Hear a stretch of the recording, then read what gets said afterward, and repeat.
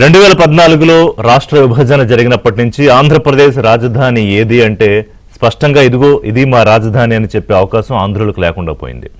సరే, అంతకుముందు చరిత్ర 50 నుంచి ఏం జరిగింది అనేది ఇప్పుడు ఆ అంశాల జోలికి నేను వెళ్ళట్లేదు. కానీ రాష్ట్ర విభజన నాటి నుంచి మాట్లాడుకుంటే కనుక చంద్రబాబు నాయుడు అనుభవజ్ఞుడైన నాయకుడు, ఆయన నాయకత్వంలో రాష్ట్రం ఉంటే ప్రజలకు ఒక భరోసా ఉంటుంది, భవిష్యత్తు ఉంటుందని ఆంధ్రప్రదేశ్ ప్రజలు ఆయన ఎన్నుకున్నారు. అమరావతి రాజధానిగా ముందుకు పరిపాలన కొనసాగుతూ ఉంటే తర్వాత జగన్మోహన్ రెడ్డి అధికారంలోకి వచ్చారు. జగన్మోహన్ రెడ్డి ప్రతిపక్షంలో ఉన్నప్పుడు 2015లో అమరావతి రాజధానికి ఓకే అని 30,000 ఎకరాల భూమి కావాలి అన్నారు. సరే, ఎన్నికలకు ముందుకు ఇంకా కొంచెం పెండింగ్ పనులు స్పీడ్గా అవ్వకపోతే గొప్ప రాజధాని మేము ఇంకా త్వరగా పూర్తి చేసేస్తామన్న పెద్ద మనిషి ఆయన అధికారంలోకి వచ్చాక అమరావతి అంటే తూచని 3 రాజధానులు పాట పాడారు. ఆ 3 రాజధానులకి ఆయన ఏదో రకరకాల నివేదికలు తెప్పించుకున్నారు. ఆ దేశం ఈ దేశం అన్నారు, బోస్టన్ కమిటీ అన్నారు. తర్వాత మళ్ళీ దాన్ని కూడా వెనక్కి తీసుకున్నారు. ఆ తర్వాత మళ్ళీ ఎన్నికలు అయిపోయిన తర్వాత చంద్రబాబు నాయుడు అధికారంలోకి వచ్చాక తిరిగి మళ్ళీ అమరావతి.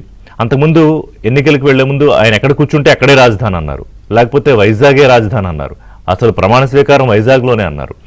అంటే ఆంధ్రప్రదేశ్ ప్రజల్ని ఎంత అయోమయానికి గురి చేశారంటే, ఎంత విస్మయానికి గురి చేశారంటే అంత విస్మయానికి గురి చేశారు.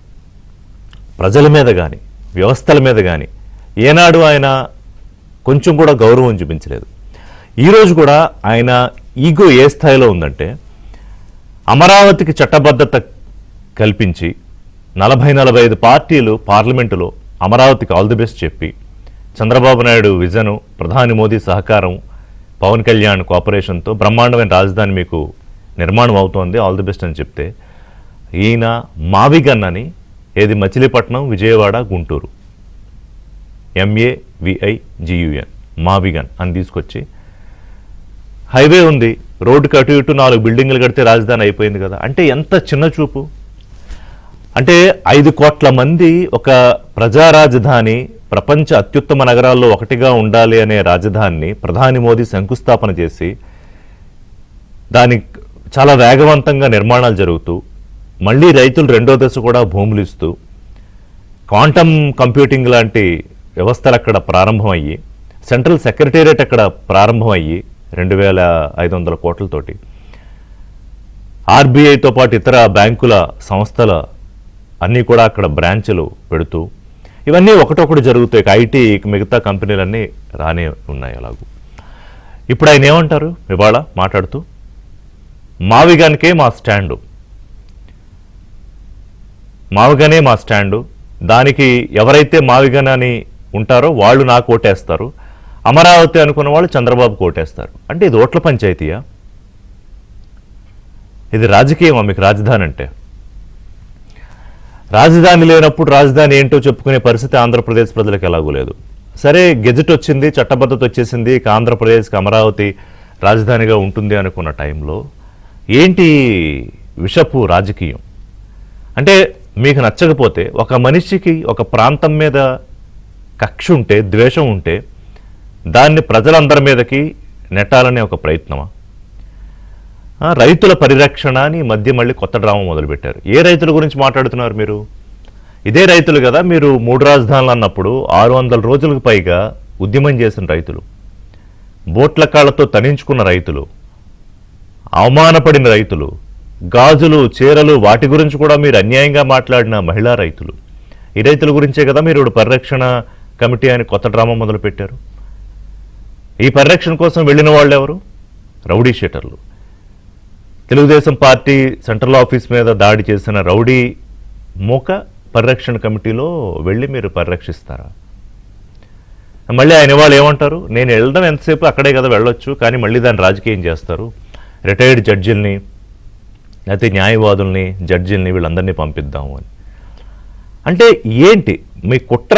ఇప్పుడు అక్కడ పెట్టుబడులు వస్తున్నాయి, నిర్మాణాలు వేగంగా జరుగుతున్నాయి, ఎప్పటికప్పుడు సెంట్రల్ గవర్నమెంట్ నిధులు లేకపోతే ఇతర బ్యాంకుల నుంచి గ్యారంటీర్గా ఉండి అప్పులు ఇప్పిస్తూ నిధులు సమకూరుస్తూ నిర్మాణం జరుగుతూ ఉంటే ఎవరి మీద మీ కుట్ర?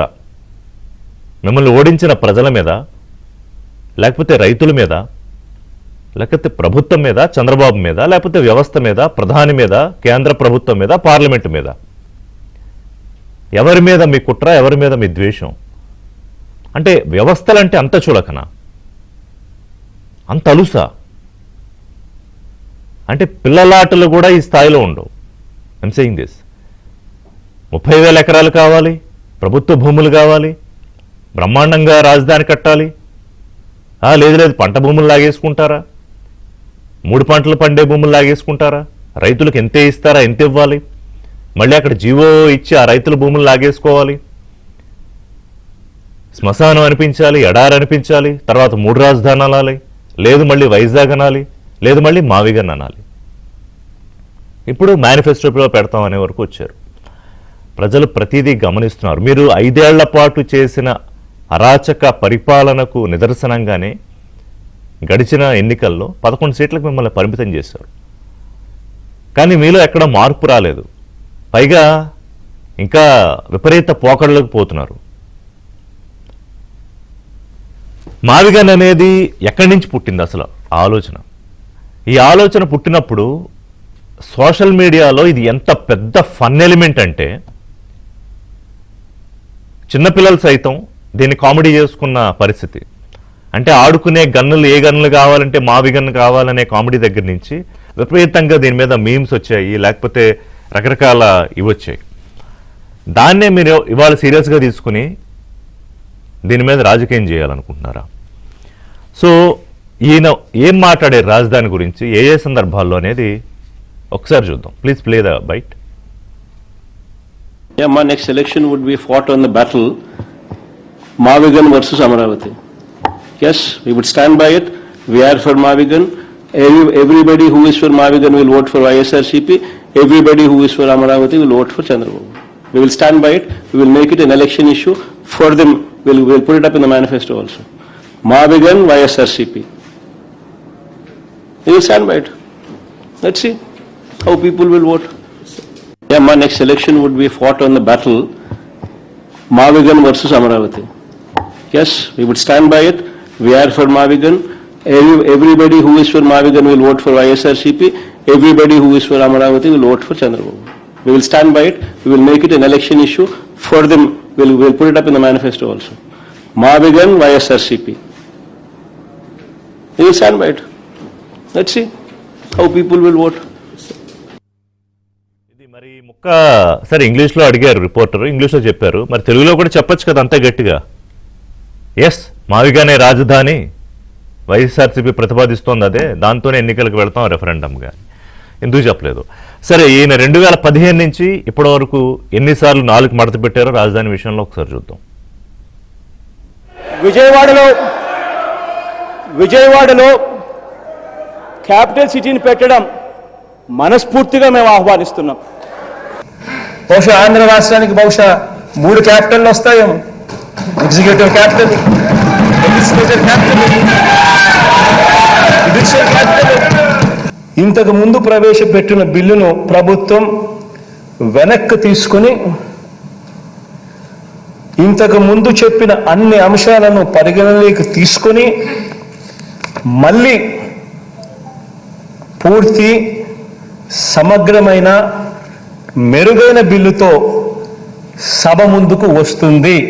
Here I am to invite you to Visakhapatnam, which is going to be our capital in the days to come. I myself would also be shifting over to Visakhapatnam in the months to come as well. Machilipatnam నుంచి MA తీసుకోండి, విజయవాడ నుంచి VI తీసుకోండి, గుంటూరు నుంచి GUN తీసుకోండి, మావిగన్ అని పేరు పెట్టండి. రాజధాని అనేది కాన్స్టిట్యూషన్లో లేదు, ఓన్లీ సీట్స్ ఆఫ్ గవర్నెన్స్. ఈ ఫ్యాక్ట్ నిజంగా కూడా ఎవరు కూడా మర్చిపోకూడదు. సో అది విన్నారు కదా, ఎన్నిసార్లు ఆయన రాజధాని విషయంలో ఆయన 4 మడత పెట్టారనేది. అసలు రాజధాని అనేది రాజ్యాంగంలో లేదు. ముఖ్యమంత్రి ఎక్కడ కూర్చుంటే అక్కడే రాజధాని. నేను వెళ్ళి వైజాగ్లో సీట్ వేసుకుని కూర్చుంటా, అదే రాజధాని అని ఎన్నికల ముందు అన్నారు. మన ఎన్నికల్లో ప్రజలు ఏ తీర్పు ఇచ్చారో, ఆయన అన్న 3 ప్రాంతాల్లో ఎటువంటి తీర్పు వచ్చిందో చూసాం. సో ఇవాళ ఏంటి, ఎందుకని మావిగన్ అనే పిచ్చి ఆయనకి అంత తలకెక్కేసింది? ఇప్పుడు దాన్ని మావిగన్ మావరిక్ అని కూడా అంటున్నారు. మావరిక్ అనే పదం ఈ మధ్య మనం ట్రంప్ విషయంలో ఎక్కువగా విన్నాం. అంటే ఆయనకి నచ్చింది మాట్లాడతాడు, నచ్చింది చేస్తాడు, ఏదేదో మాట్లాడతాడని. ఇప్పుడు ఈ మావిగన్ విషయంలో మావిగన్ మ్యావరిక్ అని సోషల్ మీడియాలో ట్రెండ్ అవుతుంది. అంటే దీని వెనకాల ఏదో కుట్ర లేకుండా జగన్మోహన్ రెడ్డి ఇలా మాట్లాడుతున్నారా? ఒక ఫన్ ఎలిమెంట్గానో కామెడీ క్రింజ్గానో మాట్లాడుతున్నారా? కాదు. దీని వెనకాల ఉన్న కుట్ర ఏంటి? ఇవాళ డిబేట్లో వాసిరెడ్డి పద్మ గారు, మహిళా కమిషన్ మాజీ చైర్పర్సన్, అలాగే పిల్లి మాణిక్యరావు గారు, తెలుగుదేశం పార్టీ సీనియర్ నాయకులు, lid cap chairman, Puvvada Sudhakar గారు, అమరావతి జేఏసీ ప్రతినిధి, చలసాని శ్రీనివాస్ గారు, ఆంధ్రప్రదేశ్ మేధావుల సంఘం అధ్యక్షులు, ఆంధ్రప్రదేశ్ హక్కుల కోసం పోరాడుతున్న నాయకులు. నమస్కారం అండి అందరికీ. రైతుల ఆవేదన విని ఆయనకి బాధ కలిగిందిట. అలాగే అమరావతిలో జరిగిపోతున్న అవినీతిని అడ్డుకోవడానికే ఆయన ఇప్పుడు కంకణం కట్టుకున్నాడు. అందుకే మావిగన్ అనే ప్రతిపాదన తీసుకొచ్చినట్టుగా ఆయన చెప్తున్న కబుర్లు. రైట్.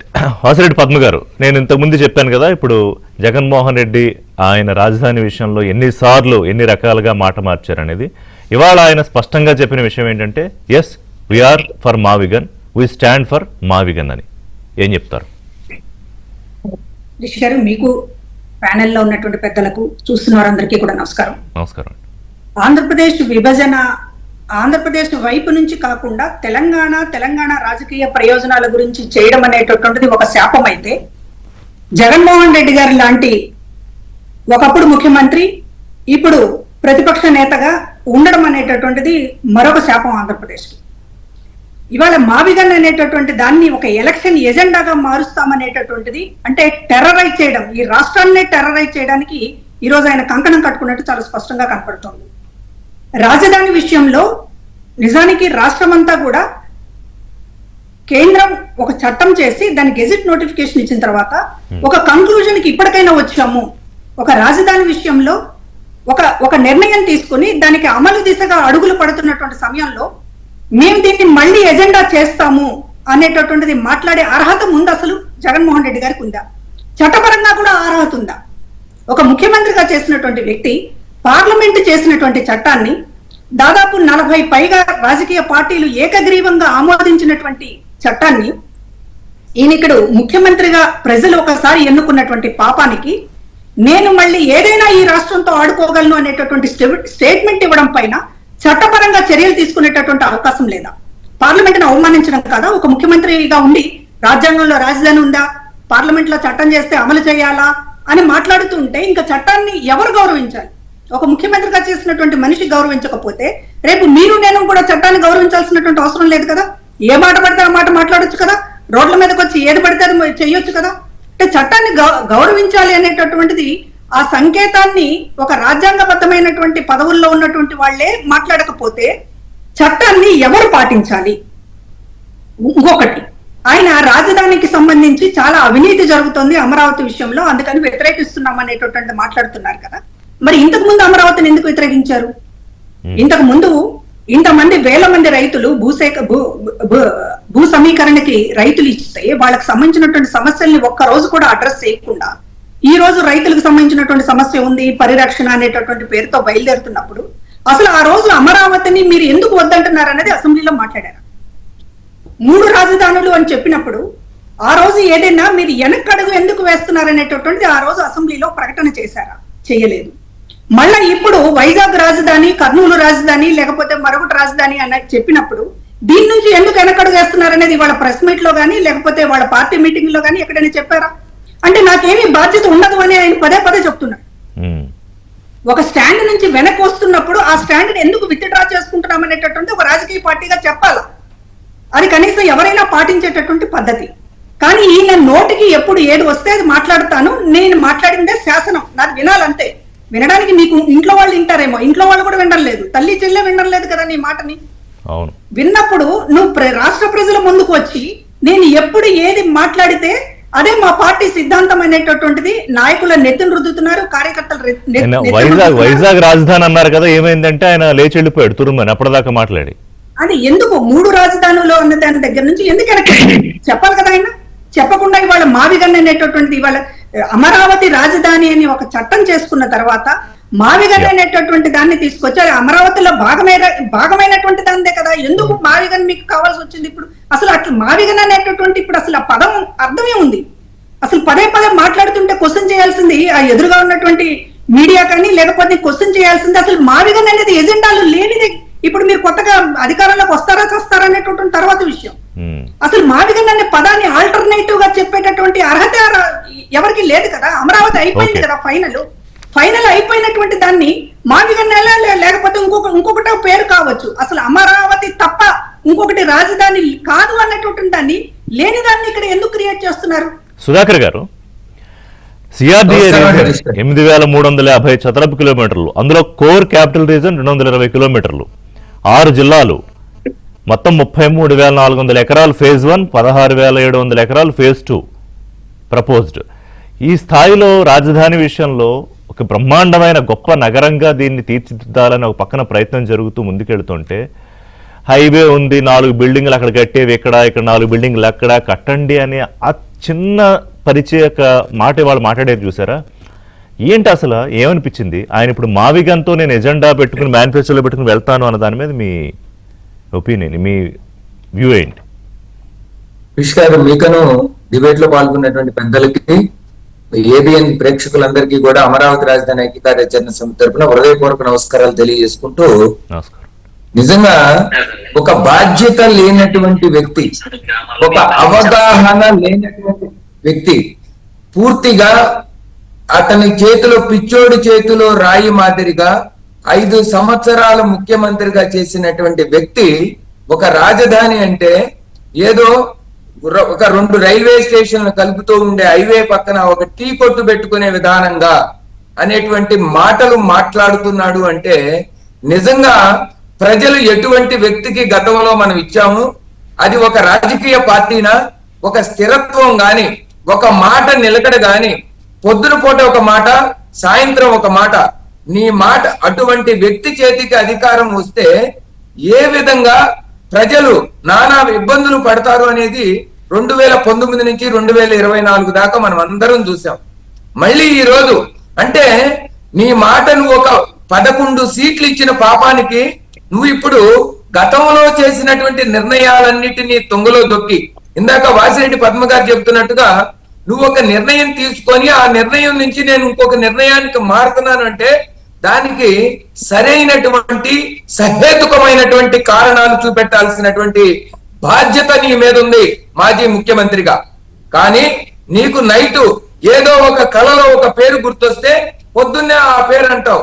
నిన్నగాక మొన్న సిగ్గు లేకుండా ఒక రాజధాని పరిరక్షణ కమిటీ అంటూ, అంటే నీ దొంగ నాటకాలని మా రైతులు పసిగట్టి మా మహిళలు పసిగట్టారు. నీ మొఖాన కాండ్రించి ఉమ్మించి కొట్టేటట్టు నిన్ను తరిమి కొట్టారు.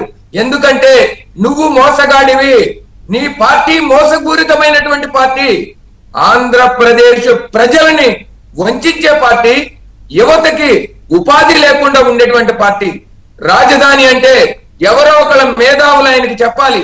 రాజధాని అంటే ఒక పరిపాలనా కేంద్రం, ఒక వాణిజ్య కేంద్రం, ఒక సాంస్కృతిక వైభవాన్ని అందించేటువంటి కేంద్రం. అటువంటి అభివృద్ధికి కేంద్ర బిందువైనటువంటి నర్వ్ సిస్టమ్ లాంటిది రాజధాని, క్యాపిటల్ సిటీ అంటే. అదేదో డాబా లాగా హైవే పక్కన డాబా కాదు, 2 బిల్డింగులో ఈయన అనుకున్నట్టు రాజధాని అంటే 3 రైల్వే స్టేషన్లు, 3 బస్ స్టాప్లు, హైవే, 4 బిల్డింగ్లు. అటువంటిది కాదు. అది ప్రతి ఒక్క భారతదేశంలో ఉన్నటువంటి అన్ని రాష్ట్రాల రాజధాని విస్తీర్ణంలో 30% ఉండొచ్చు, కానీ 67.5% జీడిపిలో కాంట్రిబ్యూట్ చేస్తా ఉంది. అంటే దాని ప్రాధాన్యత ఏంటి?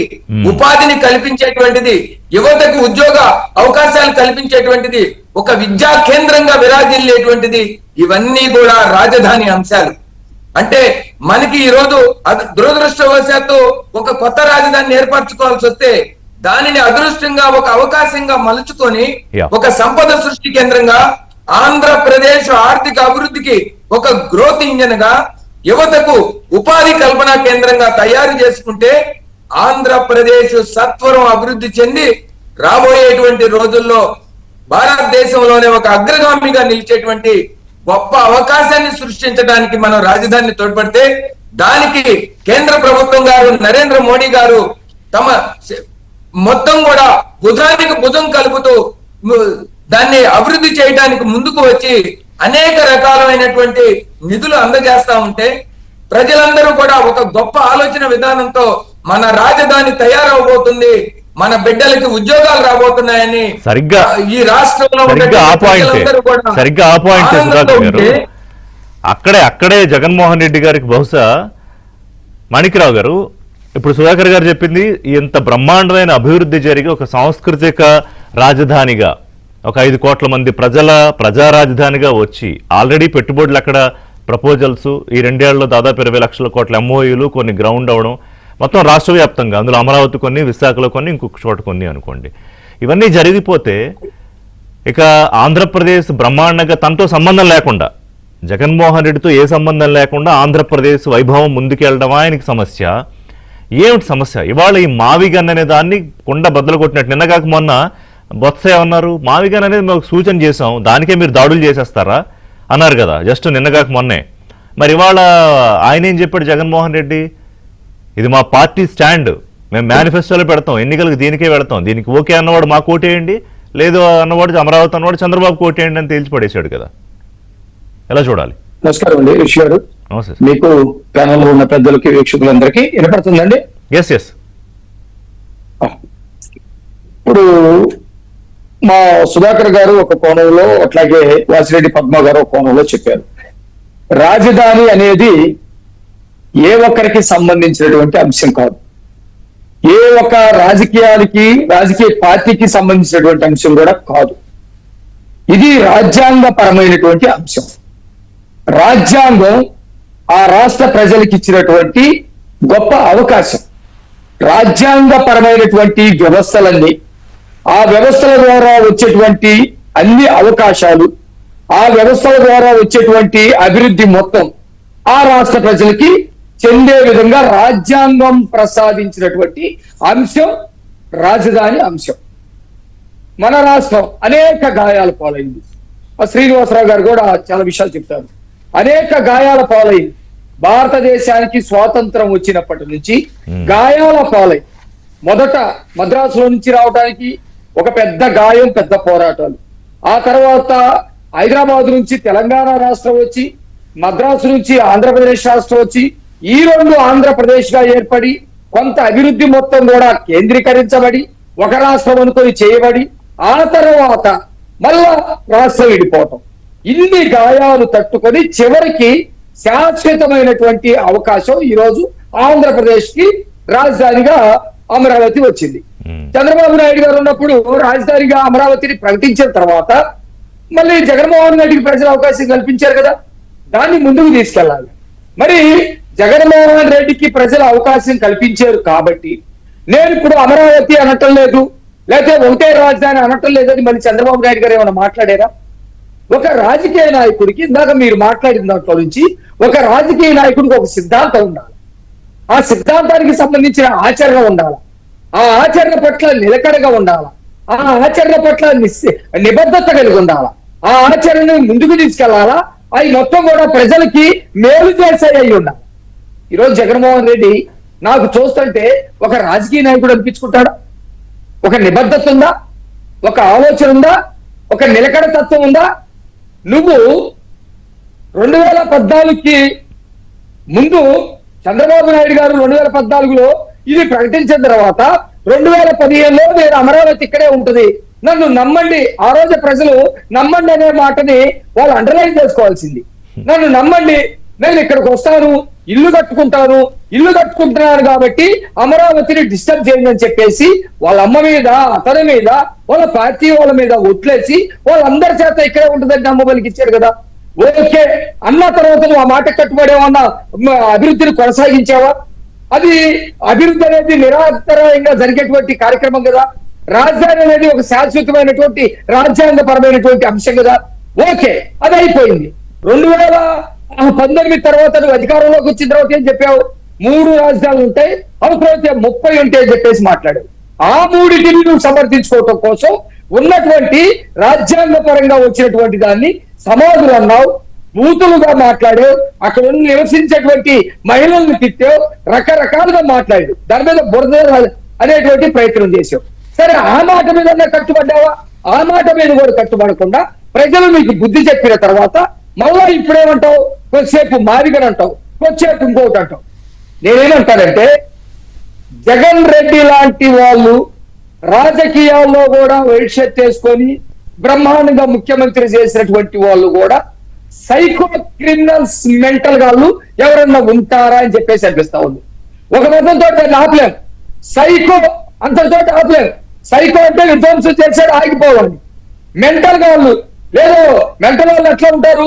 ఆ రైల్వే స్టేషన్ లో ఈ జుట్టు పెంచుకొని పిచ్చోళ్ళలాగా ఒకరి మీద ఎగబడతామో, ఒకరిని కొడతామో, లేకపోతే కొంతమంది అయితే మనుషులు బాగానే ఉండి అవతల మీద రాళ్ళ దాడులు చేయటమో, లేకపోతే సైలెంట్ గా ఉన్న చేపుండి దగ్గరకు వచ్చి మీద పడి కరవటమో, ఇలాంటి మెంటల్ గాళ్ళందరం చూసాం.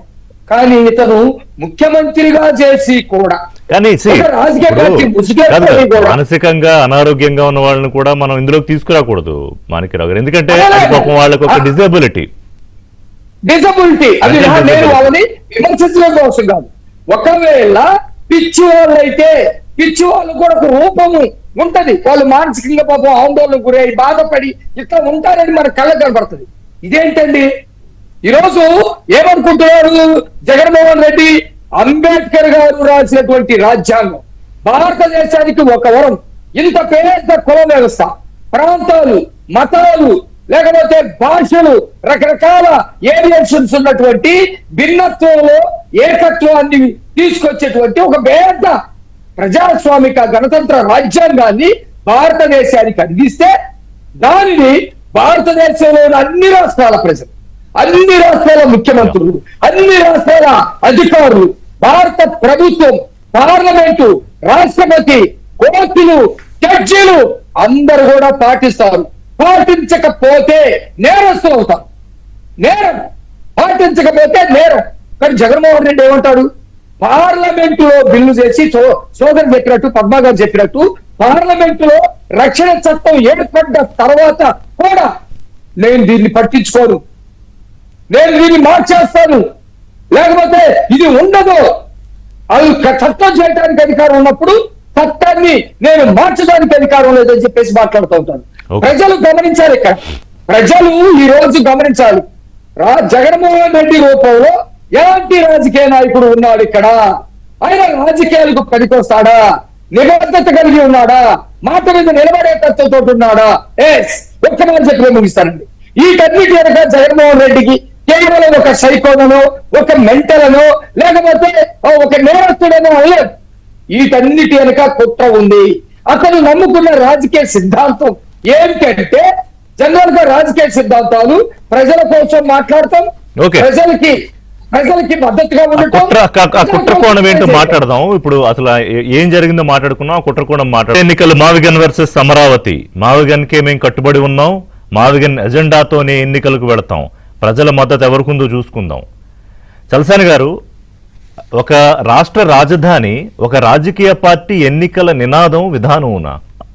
అంతేనా ఒక రాష్ట్ర రాజధాని అంటే?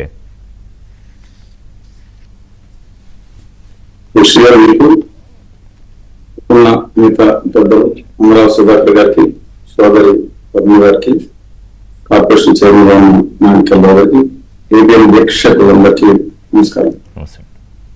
ఇవాళ చూసిన తర్వాత ఆలోచన కలిగిస్తుంది. దేశంలో ఉన్న 13 కోట్ల మంది తెలుగు వాళ్ళకి, ఇంక్లూడింగ్ తెలంగాణ మిగతా రాష్ట్రం వాళ్ళకి, ఈ అసలు 12 సంవత్సరాలు దాటిన తర్వాత ఆంధ్రప్రదేశ్ లాంటి ఒక రాష్ట్రానికి ఒక రాజధాని మీద ఇంత వివాదం జరుగుతుంటే ఈ దౌర్భాగ్యం ఏంటి అనేది కడుపు రగులిపోతున్నాడు. కమ్మాట తీసేయండి, వేరే ఫ్యాన్స్ రాళ్ళని తీసేసేయండి, ఇది బాధాకరం. సరే, ఫస్ట్ పాయింట్ అని ఒకటి come back to first and second point. Second point detail గా చెప్తాను. ఆయన కక్షాదింపు వైఖరి ఏంటి జగన్మోహన్ రెడ్డి గారు అని. ఫస్ట్ పాయింట్ మాత్రం ఎన్నికల స్ట్రాటజీ అనుకున్నారు. ఎందుకంటే మచిలీపట్నం, పెడన, పెనమలూరు, విజయవాడ 1, విజయవాడ 2, విజయవాడ 3, మంగళగిరి, పొన్నూరు, అలాగే గుంటూరు 2 నియోజకవర్గాలు, ఈ 11 నియోజకవర్గాలు రేపు పొద్దున్న డీలిమిటేషన్ అయితే 17 నియోజకవర్గాలు అవుతాయి. ఆయన చాలా క్లెవర్ స్ట్రాటజీ మీరు మిస్ కాండి. సరే, ఫైనల్ సక్సెస్ ఏంటంటే ఇప్పుడు అమరావతి 29 గ్రామాలు, ఇంకొక 6 గ్రామాలు 8 గ్రామాలు కలుపుకుంటే 1,20,000 పాపులేషన్, 1,40,000 పాపులేషన్ ఉంటుందండి. అందువల్ల స్ట్రాటజీ వెరీ క్లియర్ గా ఈ ఒక కాన్స్టిట్యున్సీ లోపు దాన్ని 18 కాన్స్టిట్యున్సీకి పెట్టి ఒక స్ట్రాటజిక్ ఏం ఆడదామని ఒక డెప్త్ ప్లాన్, అంటే ఒక ప్రజలు ఇంకో పక్క ప్రజల మీద ఒక ఉసిగొల్పే ప్లాన్ అనేది ఒక డెప్త్ ప్లాన్, అది అర్థం చేసుకోవాలి. కానీ అది స్ట్రాటజీ అనుకుంటున్నారు. ఈ రాష్ట్రం మొత్తాన్ని ఇంతకుముందు అమరావతి, కృష్ణా, గుంటూరు మీద ఉసిగొల్పినట్టు ఇవాళ దీని మీద వేళ్ళలోనే వేళ్ళు తగులు పెట్టడానికి కేవలం 35 గ్రామాలు వర్సెస్ ఈ నియోజకవర్గాలు చాలా డెప్త్ ఉన్న స్ట్రాటజీ. బట్ ఒకటి చెప్తున్నాను, ఇవాళ చంద్రబాబు నాయుడు గారు అమరావతిని స్టే తీసుకొచ్చి అక్కడంతా కల్పించిన అమరావతి తాడికొండలోను, మంగళగిరిలోను అప్పుడు లోకేష్ గారును శరద్ గారు ఓడిపోయారు. అంటే ప్రజలు ఈ విధంగా ఆలోచించరు. పోనీ జగన్మోహన్ రెడ్డి గారు విశాఖపట్నం రాజధాని అంటే ఎన్ని లక్షల మెజార్టీ వచ్చింది తెలుసండి, మీకు తెలుసుకున్న అందరికీ 1,00,000 ఓట్లు మెజార్టీ తక్కువ కాకుండా భీమపట్నంలో లేదా గాజువాక కాన్స్టిట్యున్సీ లేదా మీద కాన్స్టిట్యున్సీలో గెలిపించారు. కర్మ అంటే అసలు అక్కడ మొత్తం పార్లమెంట్ కాన్స్టిట్యున్సీ డిపాజిట్ కనీసం విజయవాడ, గుంటూరులో ఎక్కడైనా వచ్చిందండి. 2019 పార్లమెంట్ సీట్లు టీడీపీ వచ్చింది. కనీసం కర్నూలులో మొన్న 24 చూస్తే ఆయన అన్న న్యాయరాజధాని కర్నూలు కూడా లేకుండా పోయింది. అనంతపురంలో కూడా మొత్తం వాష్ అవుట్. అందువల్ల మనం స్ట్రాటజీ రాజకీయాలు వేయచ్చు, కానీ ప్రజలు కూడా అబ్జర్వ్ చేస్తుంటారు ఆయన స్ట్రాటజీ ఇదని కొంతమంది విద్యులు కానీ మిగతా వాళ్ళు కానీ చెప్తున్నారు. అందుకని చెప్పాను పాయింట్ 1 అనేది. అది కూడా సక్సెస్ అవుతుంది ఆలోచించుకోవాలి. సెకండ్ పాయింట్, ఇది ఇందాక మాణిక్యాల గారు చాలా వివరంగా చెప్పారు. It's correct. అసలు ఫస్ట్ స్టాండ్ ఏంటంటే మేమందరం అంటే మా ఫోరంలో ఉన్న రాజుగారు వీళ్ళందరూ రాజమండ్రి రాజధాని కావాలని కోరుకున్నాం. ఎస్, కానీ మా ఆశలకు తూట్లకు వచ్చేటట్టు జగన్మోహన్ రెడ్డి గారు it must be the centre of the state అన్నారు. ఇదేంటి ఎలా మాట్లాడతారంటే 30,000 ఎకరాలు ఉండాలన్నారు. అది కూడా ప్రభుత్వం అన్నారు, ఒక దాని separate issue. Third point, ample water ఉండాలన్నారు. సరే చంద్రబాబు నాయుడు గారు 30,000 ఎకరాలు ఈయనంటే మనం ఏం తక్కువ అవుతుందని చెప్పి 53,000 ఎకరాలు, 34,000 కాదు 53,000 ఎకరాలు, ఇప్పుడు ఇంకో 20,000 73 ఎకరాలు ఆయన కన్నా బాగుండాలని ఈయన ప్రయత్నించారు. దాంతో ఇష్యూ ఏమవుతుందండి ఇవాళ చాలా క్లియర్ గా చెప్తున్నాను విషయం గారు. ఇవాళ జగన్మోహన్ రెడ్డి గారు సరే ఫస్ట్ ఆయన ఒప్పుకున్నారు, అసెంబ్లీలో కూడా అందరూ ఒప్పుకున్నారు కదా. ఇదేమన్నా చిన్నపిల్లల ఆట అండి? వాళ్ళు ఒప్పుకుని తూర్చి అంటానికి, తాచి అంటానికి, 6 సార్లు అంటానికి ఇదేమన్నా చిన్నపిల్లల ఆట? ఓకే, ఆయన ఒప్పుకున్నారు. సరే మేము అనుకున్న మాసం అమరావతికి ఇచ్చారు కాబట్టి అమరావతి అద్భుతంగా వర్దిల్లాలనుకున్నాం. మేము మాట మార్చలేదు ఏ రోజు కూడా. కాడి పడేయడం, దాడి పడేయడం, మాట మార్చడం, మడం తెప్పడం ఇట్లా 6 రోజు నుంచి ఈ రోజు వరకు అనేక దేశాలు తిరిగి అమరావతి మీద రిపోర్ట్ ఇచ్చింది.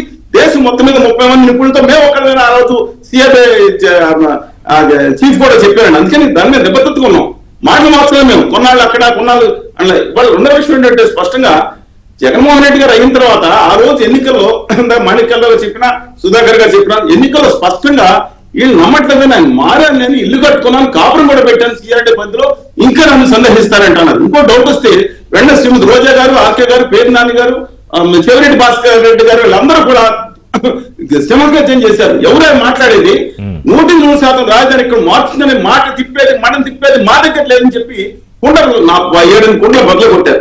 ఇది టూ రెస్పాన్స్ అయిపోయింది కదా. అయినా నమ్మట్లేదు. 0.01% ఏమైనా నా అపనమ్మకం ఉంటుందేమో, మాట తిప్పే మనిషి అనుకుంటారేమో, చేతగాని మనిషి అనుకుంటారేమో, లేదా ఇలా అనుకుంటారని చెప్పి ఉమారెడ్డి వెంకటేశ్వర గారు మేనిఫెస్టో, ఇప్పుడు మేనిఫెస్టో అన్నారు కదా, అప్పుడు ఏంటంటే మేనిఫెస్టో కదా, మేనిఫెస్టో కమిటీ చైర్మన్ ఉన్న డాక్టర్ ఉమారెడ్డి వెంకటేశ్వర గారితో అది అమరావతి రాజధాని చెప్తే జనం ఎన్నికలకు వెళ్ళారు. మళ్ళీ రిపీట్ చేస్తున్నానండి, ఆయన ఆ స్టాండ్ మీద హోదా, ప్రత్యేక హోదా మీద ఒక స్టాండ్ ఉన్నారు. రెండో స్టాండ్ అమరావతి మార్చమని తను ఇల్లు కట్టుకున్నారని దాని మీద ఎన్నికలకు వెళ్తే అది కూడా ముఖ్యమైన అంశం. దాంతో దాదాపు 150 సీట్లు వచ్చింది. వచ్చిన తర్వాత తన ఎన్నికల్లో తను ఇచ్చిన మేనిఫెస్టోలు అన్ని పక్కన పెట్టేసి మళ్ళీ మాట్లాడి ప్రాంతాల మధ్య విద్వేషం ఏది కర్నూలు అన్నారు. కర్నూలు న్యాయ రాజధాని అన్నారు. కర్నూలు న్యాయ రాజధాని కింద అఫిడవిట్లు ఎందుకు తీసేశారు? ఎందుకు మాట్లాడలేకపోయారు ఇంతకు ముందు? ఇది ఒక నేను రెండోది మొత్తం అంతా కృష్ణా గుంటూరులో ఉండాలని చెప్పి ఇప్పుడు బూతులు కూడా మాట్లాడారని కొంతమంది. నేను చెప్తే బాధ అక్కడ చెప్పలేము. సభ్యతా సంస్కారం ఉంటే కొంతమంది బూతులు మాట్లాడారు. ఏం సంస్కారం నేర్పింది వాళ్ళకి.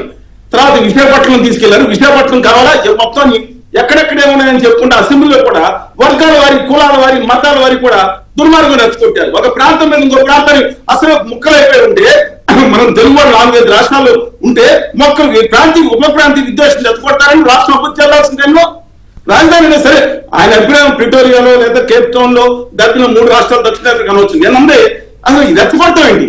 ఒక చోట కానీ ఇదే సరే వాళ్ళ అభివృద్ధి అవ్వాలని కోరుతున్నాం. ఇంకో మాట మాట్లాడారు, మొత్తం హైదరాబాద్ లో అభివృద్ధి అంతా ఒకే చోట కేంద్రీకరిస్తారా అని చెప్పి 2017లో మాట్లాడి, అంటే విశాఖపట్నం 25 లక్షల పాపులేషన్ జనాభా, దేశంలో టాప్ జీడిపి అంటే మొత్తం అంతా అక్కడ పెట్టాలా అనే ఉద్దేశంతో వాళ్ళే మాట్లాడి తర్వాత విశాఖపట్నం ఉన్నారు. ఇవాళ జరుగుతున్న సిచ్యువేషన్ ఏంటంటే ఇవాళ మేము ఆ రోజు చెప్తున్నాం అమరావతి అద్భుతంగా అన్ని వర్గాలు. ఎస్, మేము చంద్రబాబు నాయుడు గారు చేస్తున్న పొరపాటు కూడా చెప్తున్నాం. ఆయన అక్కడ ఇవాళ వరకు అక్కడ ఎన్ని లక్షల ఎకరాలకు ముందుకు వస్తున్నారో తెలియదు.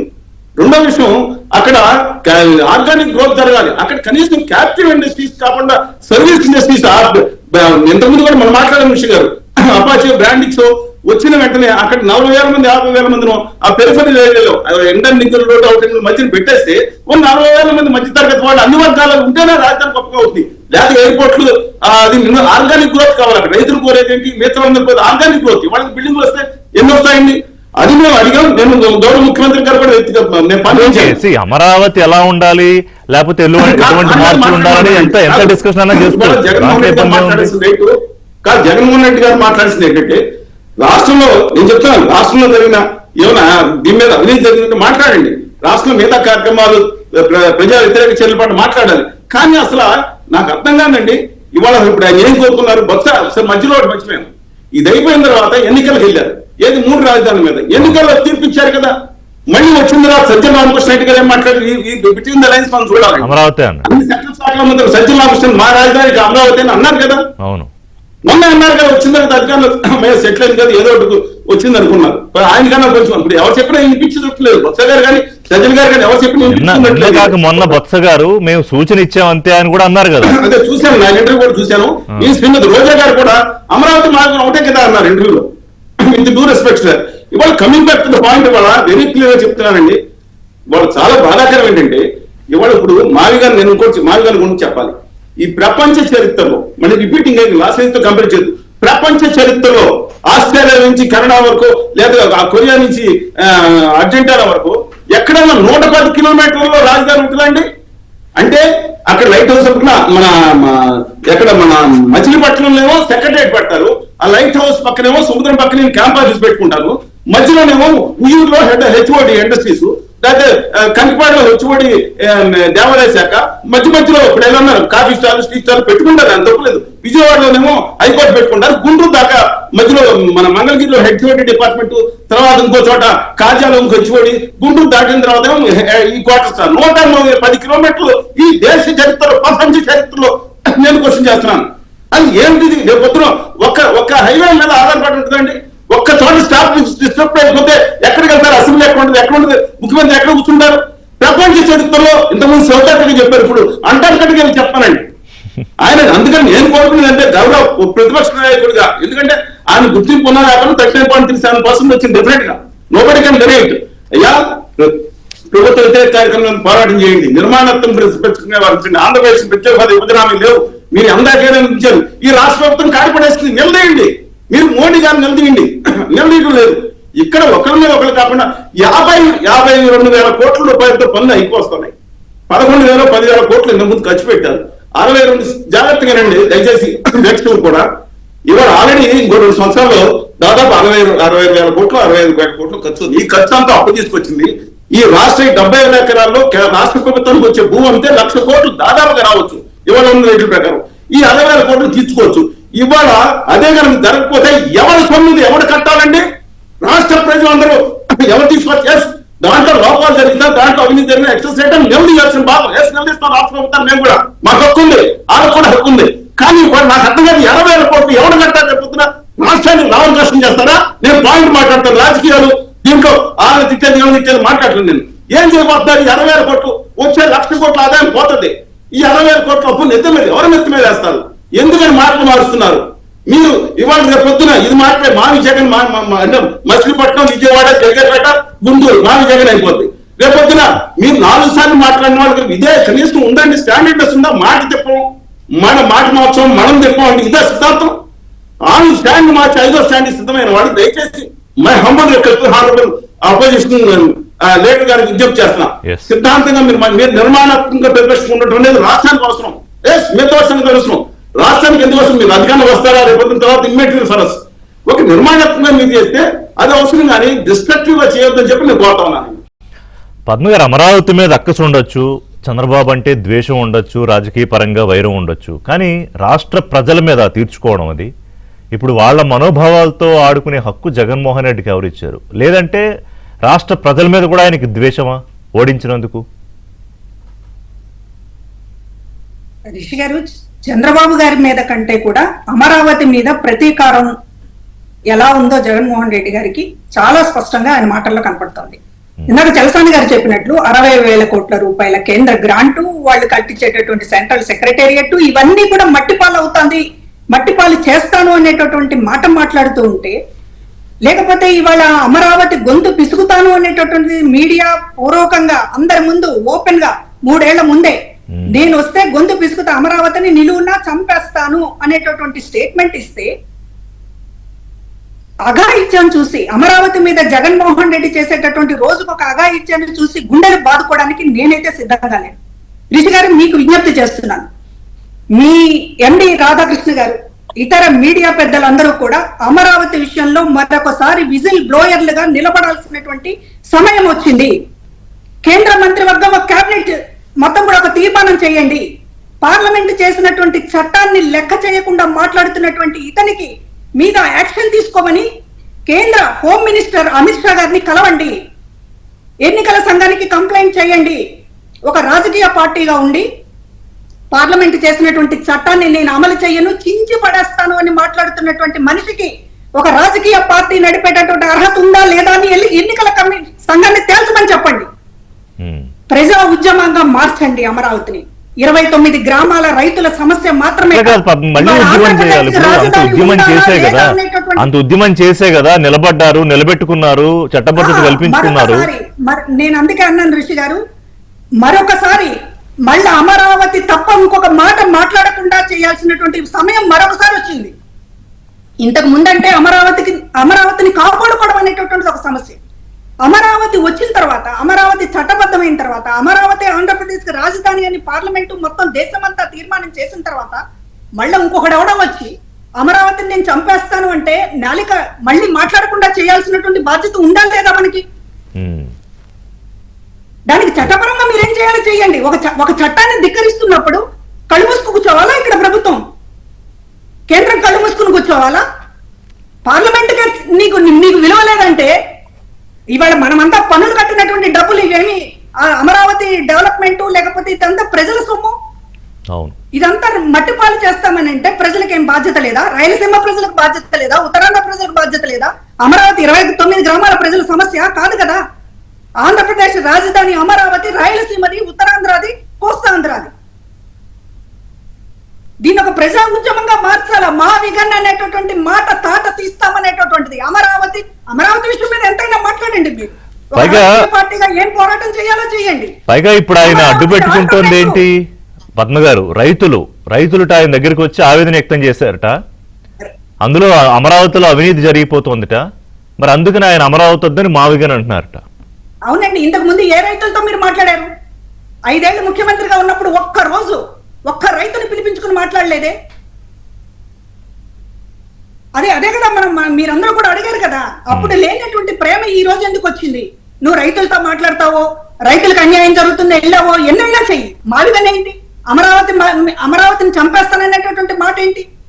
అది అన్న తర్వాత నీకు అర్హత ఉందా? అసలు రాజకీయ పార్టీ నడిపే అర్హత ఉందా? పార్లమెంట్ చేసినటువంటి చట్టం చిత్తుకాయితమా? ఇది మనం సోది వింటూ ఉండి గుండెలు బాదుకుంటూ ఉండాలి డిబేట్ లో కూర్చుని. అదే అంటే రాష్ట్రపతి ఇచ్చిన గెజెట్ కి వాల్యూ లేదు, పార్లమెంట్ కి వాల్యూ లేదు, ప్రధానికి వాల్యూ లేదు. అమిత్ షా గారు తేల్చాలి, కేంద్రం తేల్చాలి, పార్లమెంట్ కు విలువ ఉందా లేదా?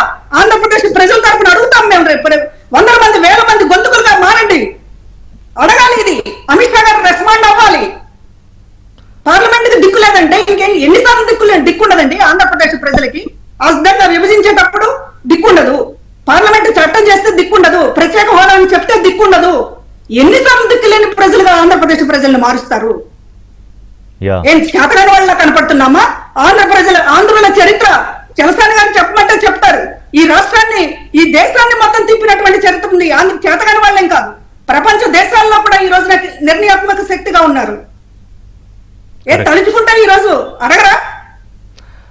అమరావతి చట్టం చేసిన తర్వాత మీ ఇష్టం వచ్చినట్టు ఎవరో ఒకటి మాట్లాడుతూ ఉంటే కేంద్రం మాట్లాడదా అండి? ఎగ్జాక్ట్లీ. పద్మగారి ఆవేదన నిజంగానే ప్రతి ఒక్కళ్ళు ఇప్పుడు గొంతెత్తాల్సిన టైము, కానీ మళ్ళీ ఉద్యమాలు చేయాల్సిన పరిస్థితి. కానీ అంటే అలాంటి పరిస్థితి దాపురించేలాగా కుట్ర పన్నుతోన్న ఒక వ్యక్తి తాలూకా రాజకీయానికి ఏం సమాధానం ఉండాలి సుధాకర్ గారు? ఒకటి, ఇప్పుడు రైతులు అనే దాన్ని ఆయన ముందు పెడుతున్నాడు. నేను కాదు, ఇదిగో రైతులు వచ్చి నాతోటి ఘోష, ఇదిగో మీరు అందరూ ఇక్కడ కూర్చుని చోటే మన రైతులు కూర్చున్నారని చెప్తున్నాడు ఆయన పొద్దున్న. వాళ్లే నా దగ్గర గోడు వెళ్ళబోసుకున్నారు, అక్కడ పెద్ద స్కామ్ జరిగిపోతుంది, అది బిగ్గెస్ట్ స్కామ్ అమరావతి ఆయన దృష్టిలో. అంటే ఇంత పెద్ద స్కామ్స్టర్కి మరి అన్ని స్కాముల్లాగే కనిపిస్తాయా? రిషి గారు, ఇక్కడ ఎంత తప్పుదావు అంటే ఆయన ముందు వాళ్ళ పార్టీలో ఉన్నటువంటి కొద్ది మంది రైతులు కూర్చున్నారు. వాళ్ళు అడిగింది కూడా ఒకటేనండి, అమరావతి రాజధానిగా ఉండాలి, మా భూముల్లో నుంచి రోడ్లు తీసుకోండి, కానీ రోడ్లు పోయిన తర్వాత ఉన్న మొత్తం భూమి మాకే ఇవ్వండి అని అడుగుతున్నారు. దానికి నువ్వేదన్నా చెప్పయ్యా, నీ యొక్క ఆలోచన విధానం ఏంటి అని అడిగే తప్పితే, ఈయన రాజధాని వద్దు అంటే వాళ్లే చేదరించి వాళ్లే రాళ్లతో కొట్టేటువంటి సిచ్యువేషన్ ఉందండి. ఎక్కడికి వెళ్ళాలో కాదు, వాళ్ళు ఆలోచించుకోవాలి కదా. అసలు అమరావతినే శ్మశానం అన్న పెద్ద మనిషి దగ్గర పంచాయతీ కోసం వెళ్తారా వీళ్ళు పిలిపించుకున్నారండి. వాళ్ళ పార్టీలో పదవుల్లో ఉన్నటువంటి వ్యక్తులు వాళ్ళు, వాళ్ళ పార్టీలో పదవుల్లో ఉన్నటువంటి రైతులు వాళ్ళు రైతులు ఉన్నటువంటి వైసీపీ కార్యకర్తలు. అయితే ఇక్కడ ఒకటి, ఇందాక ఇది కేవలం అమరావతి రాజధానికో అమరావతి మీద వ్యతిరేకత కాదండి, ఈ రాష్ట్ర ప్రజల మీద ఉన్నటువంటి వ్యతిరేకత. ఈ రాష్ట్ర ప్రజల్ని వంచాలి, ఈ రాష్ట్ర ప్రజల్ని నిట్ట నిలువున బంగాళాఖాతంలో కలపాలి. ఇటువంటి రోజుకొక మాట పూటకొక మాట మాట్లాడేటువంటి వ్యక్తి రేపొద్దున మావిగానంటే నీకు మళ్ళీ జగన్మోహన్ రెడ్డి, నీ పార్టీకి మళ్ళీ భారతదేశంలో ఉన్నటువంటి 43 పార్టీలు సిద్ధాంతాలు కానీ ఎన్నుముకలు లేనటువంటి పార్టీలు కాదు. నువ్వు అనుకుంటున్నావేమో, నువ్వు నీలాంటి 100 మంది జగన్మోహన్ రెడ్డిలు వచ్చినా కూడా భారత పార్లమెంటు చేసినటువంటి అమరావతి అనే రాజధాని చట్టబద్ధతని నువ్వు కాదనలేవు. ఎందుకంటే ఇది ఏ ఒక్కరు, ఒక తెలుగుదేశం పార్టీయో, ఒక భారతీయ జనతా పార్టీయో, ఒక జనసేన పార్టీ, ఒక కూటమి మాత్రమే అమరావతికి మద్దతు ఇవ్వరా. దాదాపు 43 పార్టీలు పార్లమెంటులో ప్రాతినిధ్యం ఉన్నటువంటి ప్రతి పార్టీ కూడా అమరావతి ఆంధ్రప్రదేశ్ కు రాజధానిగా ఉండాలి, అది ఒక ప్రపంచ స్థాయి నగరంగా అభివృద్ధి చెందితే మేమందరూ సంతోషిస్తామని చెప్పినటువంటి మాటలు పార్లమెంటు రికార్డుల్లో ఉన్నాయి. జగన్మోహన్ రెడ్డి, నువ్వు మాట్లాడేటువంటి మాటలు ఒక ముఖ్యమంత్రిగా నిజంగా నువ్వు పూటకొక మాట, గంటకొక మాట మాట్లాడుతూ ఇంకా రేపొద్దున అంటావు ఇప్పుడు 110 కిలోమీటర్ల హైవేనా అన్నావు, రేపొద్దున హైవే కారిడార్ మొత్తం కూడా రాజధాని అనొచ్చు, లేకపోతే కోస్టల్ కారిడార్ మొత్తం కూడా రాజధాని అనొచ్చు. నీకు ఒక జ్ఞానం లేదు, కనీస పరిజ్ఞానం లేదు, తెలుసుకోవాలని లేదు. ఎప్పటికప్పుడు ప్రాంతీయ విభేదాలని సరే ఆయనకి నాలెడ్జ్ లేకపోతే ఓకే, ఇప్పుడు రివర్ బేసిన్, రివర్ బెడ్ ఏదేదో అన్నాడు ఆయన ఈ టైంలో. సరే నాలెడ్జ్ లేకపోతే ఓకే, అది తెలియదు అనుకోవచ్చు, కానీ ఇది తెలియక చేసే మాట, తెలియక చేసే పనిలాగా అనిపిస్తోందా ఆయన ఈ రోజు మాట్లాడండి? ఇంతకు ముందు 3 రాజధానుల మీద ఏ విధంగా వెళ్తే 11 సీట్లు వచ్చినాయో, ఈ రోజు మావిగాను వర్సెస్ అమరావతి అంటున్నావు కదా. నీ రాజకీయ భూస్థాపితం, నిన్ను నమ్ముకున్న వాళ్ళందరూ కూడా జీవిత కాలంలో, ఇక వారి జీవిత కాలంలో కూడా రాజకీయాల్లో ఉండకుండా తీసుకున్నటువంటి నీ నిర్ణయం, నీ నెత్తి మీద భస్మాసురుడి హస్తం నువ్వే పెట్టుకున్నావు మావిగాన్ రూపంలో. రాబోయే రోజుల్లో నీకు ఈ 3 సంవత్సరాల పాటు కూడా ఈ రాష్ట్రంలో ఉన్నటువంటి యువత, ఈ రాష్ట్ర అభివృద్ధిని కోరుకునేటువంటి అభివృద్ధి కాముకులందరూ కూడా, ఎవరైతే ఈ రాష్ట్ర ప్రజలు, ఈ రాష్ట్రం భారతదేశంలో గర్వించదగినటువంటి రాష్ట్రంగా ఉండాలని కోరికుండే ప్రతి ఒక్కళ్ళు కూడా నిన్ను నిత్యం నీకు రాజకీయ సమాధి కట్టడానికి నిరంతరం రాబోయేటువంటి 3 సంవత్సరాలు కూడా సంకల్పం తీసుకుంటారని మీ ద్వారా రాష్ట్ర ప్రజలందరికీ కూడా విజ్ఞప్తి చేస్తున్నా. మాణిక్యరాజు, ఒకటి నిజంగానే ఇప్పుడు సుధాకర్ గారు చెప్పినట్టు వాళ్ళ పార్టీ వాళ్ళే తల్లబట్టుకుంటున్నారు. ఏంటిది ఇప్పుడు దీని అంటే గతంలో మాట్లాడినప్పుడే డిపెండ్ చేసుకోలేకపోయారు ఈ మావిగన్ అన్న అంశం మీద. ఇప్పుడు ఆయన ఎజెండాలో పెడతా, మేనిఫెస్టోలో పెడతా, ఎన్నికల రెఫరెండం కు వెళ్తా అన్నాక ఇక నాకు తెలిసి అందరికీ ఫ్యూజులు అవుట్ అయి ఉంటాయి, ఏం మాట్లాడడానికి ఏం పాలుపోదు. సరే అది వాళ్ళ పార్టీ సంగతి వదిలేయండి. ఇందాక పద్మ గారు అడిగారు మాణిక్యరావు గారు ఒక మాట, ఆంధ్రప్రదేశ్ చరిత్రలో రాజధాని కోసం ఆంధ్రులు పోరాడుతూనే ఉండాలా? సరే ఆ పోరాటం ముగిసింది, చట్టబద్ధత వచ్చింది, అందరూ ఒకే గుండె మీద చేసుకుంటే మళ్ళీ ఈ అయోమయం ఏంటి? ఈ గందరగోళం సృష్టించాలనే కుట్రకి ప్రభుత్వం వైపు నుంచి ఏమిటి సమాధానం, ఏంటి కార్యాచరణ ఏంటి? ఇప్పుడు ఒకటండి, మన దేశం, మన రాష్ట్రం ప్రజాస్వామిక దేశం, ప్రజాస్వామిక రాష్ట్రం. ఉమ్, నిజంగా చట్టాలను వ్యతిరేకించినప్పుడు, రాజ్యాంగాన్ని వ్యతిరేకించినప్పుడు, రాజ్యహింస లాంటి లేకపోతే రాజ్య వ్యతిరేక లాంటి అనేకమైనటువంటి చట్టాలను కూడా మనం ప్రయోగించవచ్చు. జగన్మోహన్ రెడ్డి ఇప్పుడు ఒక రాజకీయ నాయకుడు ముసుగేసుకొని ఉన్నాడు. జగన్మోహన్ రెడ్డి ఉద్దేశం ఏంటంటే ఈ కులాల మధ్య గొడవలు పెట్టడం, ప్రజల్ని నాశనం చేయటం, గొడవలు సృష్టించడం, అభివృద్ధిని విధ్వంసం చేయడం అనేది జగన్మోహన్ రెడ్డి రాజకీయ ఎజెండాగా ఉంది. ఉమ్, ఈ రాష్ట్రంలో ఉన్నటువంటి, నేను మళ్ళీ చెప్తున్నా, చాలా సార్లు మీకు చెప్పాను, రాష్ట్రంలో ఉన్నటువంటి 5 కోట్ల ప్రజలు, మహిళల, విద్యార్థుల, యువత, నిరుద్యోగ, ఇంకొకలా ప్రజలందరూ కూడా రాష్ట్ర సంపదే. జగన్మోహన్ రెడ్డి యుద్ధం చేయాలనుకున్నప్పుడు వాళ్ళని గంజాయి బ్యాచ్ గా మార్చడానికి ఈ ప్రజలనే వాడుతున్నాడు. జగన్మోహన్ రెడ్డి యుద్ధం చేయాలనుకున్నప్పుడు ఈ యువతనే వాడుతూ ఉన్నాడు. జగన్మోహన్ రెడ్డి నాశనం చేయాలనుకున్నప్పుడు ఈ ప్రజల్లో ఉన్నటువంటి రాజకీయ నాయకులనే వాడుతూ ఉన్నాడు. జగన్మోహన్ రెడ్డి యొక్క ఎత్తుగడల్ని మీరు మారించుడని చెప్పేసి పెట్టారు. ఎస్, అతని యొక్క రాక్షస తత్వాన్ని, రాక్షస స్వభావాన్ని, అతను బంగారు లేడీ లాగా వేసుకుని మార్చుకున్నటువంటి అతని వేషాన్ని మొత్తానికి ప్రజలకి తెలియజెప్పి ప్రజల్ని రక్షించుకునేటువంటి బాధ్యత మా మీద ఉంది. నేను చాలా సార్లు చెప్పాను, మీడియా కూడా చెప్పా, ఈ ప్రజలందరూ ఏ పార్టీలో ఉండవండి, మన ఆంధ్రప్రదేశ్ ప్రజలు, మన ఆంధ్రప్రదేశ్ సంపద. జగన్మోహన్ రెడ్డి అంట తల్లి గాని, చెల్లి గాని, బంధువులు గాని ఎవరూ లేరు. వాళ్ళే లేనప్పుడు బొత్స సత్యనారాయణ, చెవిరెడ్డి భాస్కర్ రెడ్డి, లేకపోతే ఇంకొక అమర్నాథ్, ఇంకొక పేరుని ఇంకొకరు కూడా ఉండకూడదు. వాళ్ళు కూడా తెలుసుకొని బయటకు రావాలి. వాళ్ళు జగన్మోహన్ రెడ్డి మాట వింటే, వాళ్ళు ఆ మాట ఇది కనుక పనిచేస్తే ఏ ప్రజలు నాశనం అవుతా ఉన్నారు, ఏ ప్రజలకు ఇబ్బంది జరుగుతూ ఉంది, ఏ రాష్ట్రానికి నష్టం జరుగుతూ ఉంది అనేది వాళ్ళు కూడా తెలుసుకోవాలి. అందుకనే ప్రజలు ఇతన్ని రాజకీయ సమాధి చేస్తారు. 151 సీట్లు ఆశ్చర్యపోయేటువంటి మెజారిటీ ప్రజలు ఇచ్చారు. ఆ రోజు నీ మాటలు నమ్మో, లేకపోతే మీ బాబు మాటలు నమ్మో, లేకపోతే ఆ గతంలో చేసినటువంటి పని ఏదో ఒక కారణం చేత 151 సీట్లు ఇచ్చారు. 151 సీట్లు ఇచ్చిన తర్వాత నీ ప్రవర్తన, నీ పరిపాలన, నీ విధ్వంసం, నీ అరాచకం, నీ అవినీతిని చూసి 11 సీట్లకి ఈ రోజు సమాధిలో కూర్చోబెడితే, జనరల్ గా రాజకీయ పార్టీ అయితే ఏం చేయాలంటే ప్రక్షాళన చేసుకోవాలి, సమీక్ష చేసుకోవాలి, ఇంకో సిద్ధాంతాన్ని రూపొందించుకొని ముందుకెళ్ళాలి. కానీ ఇతను మారీచుడు, లేకపోతే వాడు అరుంధతి సినిమాలో ఉండేటువంటి వాడు ఇలాంటి వాడు. కాబట్టి రాజకీయంగా సమాధి ఈ రాష్ట్ర ప్రజలు చేయాల్సిందే. మా పని మేము ఖచ్చితంగా చేస్తాం, ఖచ్చితంగా డిమాండ్ చేస్తాం. అతని స్వభావాన్ని ఎండగడతాం, అతని దుర్మార్గపు రాజకీయ సిద్ధాంతాన్ని ఎండగడతాం, అతని మారీచు స్వభావాన్ని ఎండగడతాం. అట్లాగే సోదరు చెప్పినట్టు రాష్ట్రంలో ఉన్నటువంటి మీడియా, రాష్ట్రంలో ఉన్నటువంటి మేధావులు, ఇందాక మా చలసాని శ్రీనివాస్ గారు మాట్లాడుతూ గిల్లినోడిని, ఏడ్చినోడిని ఇద్దరు ఒక ఘాటు కట్టేయద్దు. బాధపడేవాడిని, బాధించేవాడిని ఒక ఘాటు కట్టేయద్దు. ఇక మీరు క్లియర్ గా చెప్పండి ప్రజలకి. అమరావతి మీరేమన్నా ఐడియాలు దోచుకున్నారా? ఇవ్వండి. మీరేమన్నా సలహాలు దోచుకున్నారా? సలహాలు ఇవ్వండి. రాష్ట్ర అభివృద్ధి కోసం మీరు ఎటువంటి సలహాలు ఇచ్చే మేము తీసుకొని ముందుకెళ్తాం. కానీ మారీచుడిని, నిర్మాణం చేసేటువంటి వాళ్ళని ఇద్దరిని ఒకే ఘాట కట్టేసి వీళ్ళు కొట్టుకుంటున్నారు, వీళ్ళు తిట్టుకుంటున్నారు అని చెప్పేసి మాటలుగా వద్దు. మీ కళ్ళ ముందే కనబడతా ఉంది. దాదాపు 50-60 వేల కోట్ల రూపాయలు పెడితే నేను వచ్చి విధ్వంసం చేస్తానంటే, ఒక ప్రజావేదిక కూల్చితేనే గుండెల పగిలిపోయింది. ప్రజల యొక్క సమస్యలు తీర్చేటువంటి వేదిక. ఈ రోజు నేను ఖచ్చితంగా దాన్ని విధ్వంసం చేస్తానని మాట్లాడుతూ ఉంటే, ప్రజలకు చెప్పాల్సినటువంటి బాధ్యత ఈ రాష్ట్రంలో అన్ని రంగాల్లో ఉన్నటువంటి వాళ్ళకి లేదా, విద్యార్థులకు ఉంది, మేధావులకు ఉంది, ప్రెస్ వాళ్ళకు ఉంది, మీడియా వాళ్ళకు ఉంది, అందరికీ ఉంది.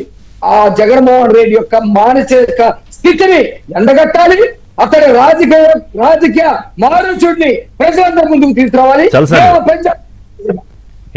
చలసాని గారు మొన్న అక్కడికి వెళ్ళిన వాళ్ళని గురించి మాట్లాడారు. వాళ్ళు వెళ్తే దాడులు చేస్తారా? అక్కడికి వెళ్ళడానికి లేదా? అమరావతి భాగం కాదా? వాళ్ళు అంతకు ముందు వెళ్ళిన వాళ్ళు వీసా తీసుకోవాలా? ఇవన్నీ అన్నారు. ఎవరో అనలేదు.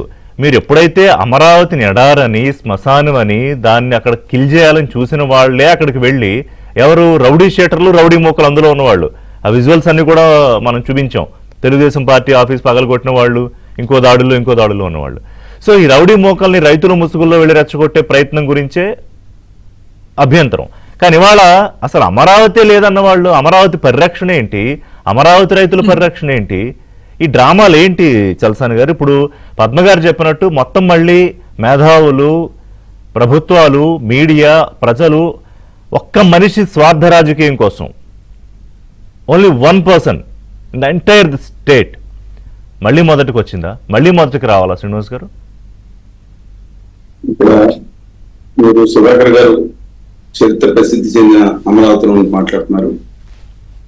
ఆంధ్రప్రదేశ్ రాష్ట్రంలో అత్యధిక బాగా నేరిన పెదవేగి ఏలూరు నుంచి ఇక్కడ పక్కన ఉన్న నుంచి నేను మాట్లాడుతున్నాను. ఓ చారిత్రక ప్రసిద్ధి గల ప్రాంతాలు అమరావతి కూడా. ఇవాళ 2000 సంవత్సరాల క్రితమే మన ఈ దేశానికి కాదు, ఈ దేశంలో మగధ సామ్రాజ్యాన్ని జయించిన చరిత్ర అమరావతి నుంచి వెళ్ళిన ఆంధ్ర శాతవాహనం, గుజరాత్ ను కూడా జయించిన చరిత్ర ఉంది, గొప్ప చరిత్ర. సరే, coming back to this point, ఇవాళ నా బాధాకరం ఏంటంటేనండి, ఆ రోజు అన్ని బాధలు జరుగుతుంటే మహిళలు రోడ్ల మీద వచ్చి పోరాడితే ఎంత దారుణంగా వాళ్ళ మీద వ్యవహరించారో వెంకటేశ్వర స్వామికి చెప్పుకుందామని వెళ్తుంటే, నెల్లూరు దగ్గర అక్కడికి వెళ్తుంటే కనీసం భోజనాలు చేయకుండా అన్నంలో మట్టి కొట్టిన పరిస్థితి తీసుకొచ్చారంటే మళ్ళీ ఇప్పుడు వీళ్ళు కావాలనుకునే ప్రభుత్వం అధికారులు వచ్చిన తర్వాత కూడా పోరాటం చేయాలనే పరిస్థితి వచ్చినట్టు నాకు అర్థం కావట్లేదు అధికారులు. సరే, అప్ టు దెమ్ అండి. కానీ నేను ఏదైతే ఉందో, నేను ఒక పార్టీ స్టాండ్ వినిపించుకోలేను, ఒక పార్టీ వారు నానికల్లాగా చెప్పినట్టు ఐ కెనాట్ ఆయన చెప్పి మాట్లాడితే ఆయన మాట్లాడచ్చు. నా అభిప్రాయం నేను చెప్తానే నాకు. కానీ నేను స్పష్టంగా చెప్పాను ఎవరైనా చేస్తున్నారు, ఎవరైనా చేయబోతున్నారు, ఎంత దుర్మార్గం చేస్తున్నారని. అందుకని ఒకటి మనం మాట్లాడుకున్నాం, వాళ్ళ కేంద్ర ప్రభుత్వంలో కొన్ని మన టెక్నికల్ పాయింట్స్, కేంద్ర ప్రభుత్వం రేపొద్దున అధికారంలోకి వస్తే పార్లమెంట్ లో ఇవాళ అసలు నాకు అర్థం కాదు కేంద్ర ప్రభుత్వం ఎందుకు నిలదీయలేకపోతున్నాం. ఆ రోజు 3 క్యాపిటల్స్ అన్న రోజున ఒక్క ఫోన్ కాల్ అమిత్ షా గారు చేసి మిస్టర్ జగన్ కీప్ క్వైట్ అంటే 2 నిమిషాలు ఆగిపోయి ఉండేది కదా. ఎవరి గురించి ఎవరు మాట్లాడుతున్నాం మనం? ఇవాళ అమరావతికి 15,000 కోట్ల రూపాయలు ఎంత స్పీడ్ గా చేయాలి, మళ్ళీ దారి తప్పి రోడ్లతో వేస్తున్న అమరావతి ఏంటండి? ప్రపంచ చరిత్ర ఎక్కడుందండి? రోడ్లు వేస్తే రోడ్లు తోకుని వెళ్ళిపోతారా? మట్టి అమ్ముకుంటారా? ఎవరు అమ్ముకున్నారో తెలియదు. అలాంటి పరిస్థితిలో మళ్ళీ దాన్ని రైట్ ట్రాక్ లో పెడతాను, తిప్పలు పెడతాను. ఎస్, కానీ దాంట్లో తప్పు చేస్తే ఖచ్చితంగా విమర్శిస్తాం చెప్పే హక్కు ఎవరికి లేదు. ఖచ్చితంగా దాంట్లో పొరపాటు తిన్న అవినీతిని విమర్శిస్తాం. కానీ వాళ్ళు జరుగుతుంది ఏంటో తెలుసా అండి? 15,000 కోట్లు మొదటి సంవత్సరం రావాలి, 2వ సంవత్సరం 15,000 కోట్లు, ఈ 4 ఏళ్ళు 15,000 కోట్ల చొప్పున గ్రాంట్ ఇస్తామని చెప్తే ఒక 15,000 కోట్లు 18,000 కోట్లు ముష్టి కింద విదిలిస్తే నానా తిప్పలు పడతారు. రాష్ట్ర ప్రభుత్వం అక్కడికి వెళ్ళి అప్పు తీసుకొచ్చి కడతా ఉంటే కేంద్ర ప్రభుత్వానికి కూడా నిలదీయాలి కదండి. అంటే కేంద్ర ప్రభుత్వ సహకారం ప్రతిపక్షాలకు లేదా? ఆ రోజు గౌరవ ఆర్థిక శాఖ మంత్రిని గారు మేము ప్రధానమంత్రి గారు దత్తపుత్రుడిలో చూసుకుంటామంది ఎవరినండి? ఏం జరుగుతుంది? ఎందుకు ఇక్కడ మనం మాట్లాడుకున్నాం? 2 నిమిషాలు ఢిల్లీలో తలుచుకుంటే అవదా? కనీసం జగన్మోహన్ రెడ్డి గారు నేనేమండి అందరూ మాట్లాడి నేను తిట్టక్కర్లేదు, జగన్మోహన్ రెడ్డి గారు మార్పు రావాలని కోరుకుంటున్నాను నేను. కనీసం ఇది అర్థం చేసుకొని చెప్తున్నా. కక్ష సాధింపు ఎవరి మీద వద్దండి. కక్ష సాధింపు చంద్రబాబు గారి మీద పెట్టుకుంటే, లేదా కళ్యాణ్ బాబు గారి మీద పెట్టుకుంటే పెట్టుకోమనండి. ఇది రాష్ట్రం మీద కక్ష సాధింపులు ఉండకూడదు. ఒక ప్రాంతాల మధ్య విద్వేషం వచ్చింది. జగన్మోహన్ రెడ్డి మావిగన్ అంటే స్పందించాలి కదా కేంద్రం అనేది, అదా మీరు అనేది? నేను ఖచ్చితంగా చెప్తాను. ఆ రోజే కనుక 3 రాజధానులు ఒక్క ఫోన్ కాల్ ఆపి ఉండేది. విద్యార్థిగా చెప్తున్నా నేను. ఎవరే పార్టీలు అక్కడ సుధాకర్ గారు నన్ను అడగండి ఉన్నారు, ఎవరు మహిళలను పొట్టి చేయాలని ఎవరు అవమానించారు, ఎవరైనా పక్కన నేను వాళ్ళకు ఒక ఫోన్ కాల్. సరే, అదే దాని గురించి వాళ్ళు ఏమొచ్చింది, 60,000 కోట్లు కానీ గ్రాంట్ వచ్చి ఉంటే పరిగెట్టలేదు. ఇంకా తిప్పలు పడతా ఉంది రాష్ట్ర ప్రభుత్వం వాళ్ళ. సరే, అదొక పాయింట్. 2వ పాయింట్ ఏంటంటే, నేను ఆయన చెప్పడం అంటే మనం ఎవరికి చెప్తాం? నానమాన బొత్స గారు కూడా డ్యూ రెస్పెక్ట్ చేసి అనుకోద్దండి. ఇవాళ ఎవరు చెప్తారు ఆయనకి? సకల శాఖ మంత్రిగా వ్యవహరించిన సజ్జల్ గారు చెప్తారు. ఎవరు చెప్తారు? రాష్ట్ర నాయకులు చెప్తారు. పెద్ద మిత్రుడిగా చెప్పాలి. మీరు వెళ్ళే స్టాండ్ ఏంటి? మీరు తోకుంటారో రాష్ట్ర వాళ్ళ పార్టీ పడిపోతుందో లేదో గెలుస్తుందో లేదో నన్ ఆఫ్ అవర్ బిజినెస్, మా బిజినెస్ కాదు, లేదా ఇంకోటి బిజినెస్ కాదు, పార్టీలు చెప్పుకుంటారు. కానీ రాష్ట్ర నాశనం అవుతుందని చెప్పాలి కదండి. ముఖ్యమైన కార్యక్రమం మీద దృష్టి పెట్టమనండి. హోదా హామీ మీద చెప్పడానికి 15 లక్షల మంది యూత్ ని ఎంపవర్మెంట్ చేసే విధంగా హక్కులు సాధించడానికి అందరూ కలిసి ప్రతిపక్షాలను సిద్ధంగా కలిసి పోరాడుతుంది నమ్మనండి. కానీ ఇదేంటంటే డిస్ట్రక్టివ్ పాలిటిక్స్.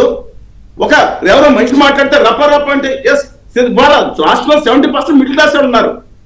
నేను అది కోరుతున్నా. దయచేసి నేను హంబుల్ రిక్వెస్ట్, రాష్ట్రంలో మనం మళ్ళీ ఇంకో విధానం కింద వెళ్ళడం మంచి పద్ధతి కాదండి. ఇవాళ కేంద్రంలో ఇబ్బంది జరుగుతుంది, అందరూ కలిసి వెళ్ళాల్సిన పరిస్థితి. మళ్ళీ మనం కూర్చుని ఒక ప్రాంతాల మీద నేను అడుగుతాను ఒకసారి, ఏంటి ఇంతకుముందు కృష్ణా గుంటూరు జిల్లాలో కాన్సన్ట్రేషన్ అన్నారు, మీరు మావిగారంటే నాకు అర్థం కావట్లేదు ఏ విధంగా. అది ఇంకోటి చెప్తాను దయచేసానండి. ఈ మన అమరావతి ప్రాంతంలో మొత్తం ఈ 70,000 ఎకరాల్లో కేవలం 4-5 ఎకరాలు మాత్రమే నది కానుకున్న జరీపు ప్రాంతాలు. అందరూ బయట నుంచి వచ్చేసి 6 పంటల బండి భూమి 10 పంటలు ఇష్టం వచ్చండి, ఎవరు ఇష్టం వచ్చండి వాళ్ళు మాట్లాడుతున్నారు. మెట్ట ప్రాంతాలు ఎన్నో ఉన్నాయి, అనంతవరం కానీ మిగతా కానీ ఎండ్రా కానీ ఎలాంటి ఏం తెలుసు వాళ్ళకి. కాలువలు ఉన్నాయి, కనీసం బోర్లు కూడా పడిపోతే నీళ్లు వస్తుంటే ఎత్తిపోతలు కూడా పెట్టుకోవాల్సిన ప్రాంతం అది.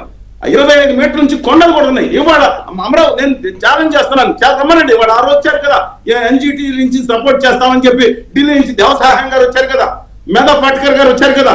ఇవాళ అడుగుతున్నాం, మచిలీపట్నం నుంచి విజయవాడ వరకు కాలువలు ఉండే భూమి ఈ దేశంలో అత్యంత ఫెర్టైల్ ల్యాండ్. ఛాలెంజ్ చేస్తున్నారు, రమ్మనండి. ఏమైపోయారు వీళ్ళందరూ పర్యావరణ ప్రమిడికులు? ఆ రోజు మాట్లాడొచ్చారు కదా, నేను పాయింట్ టు పాయింట్ మాట్లాడుతున్నాను, అందరూ రాజకీయాలు మాట్లాడట్లా. ఇవాళ మళ్ళీ విజయవాడ నుంచి గుంటూరు వెళ్తుంటే ఈస్ట్ గా ఉన్న ప్రాంతం అంటే రేపు ఈ ప్రాంతాలన్నీ కూడా రైట్ గా ఉన్న ప్రాంతాలు, మెట్ట ప్రాంతాలు, కింద ఉన్న ప్రాంతాలు అవన్నీ అర్బన్ చేసుకుని ఆపుతారా? రేపు పశ్చిమ వస్తే నేను ఫైనల్ కూడా చెప్తానండి. మన మచిలీపట్నం అనేది అద్భుతమైన నౌకాశ్రయంగా డెవలప్ చేయాలి, లాజిస్టిక్ కేంద్రంగా బ్రహ్మాండమైన ఉపాధి కేంద్రంగా డెవలప్ చేయాలి. కానీ అక్కడ ఇంతకు ముందు వర్షం వస్తే, తుఫాన్ వస్తే 1,000 మంది చనిపోయారు కదా, 33,000 మంది బ్రిటిష్ హయాంలో చనిపోయారు తెలుసు. అది అంతా 8 మీటర్ల లోపు అండి. విజయవాడ నుంచి మనం మచిలీపట్నం ఎంత అంటే 7-8 మీటర్ల లోపు ఉంటుంది.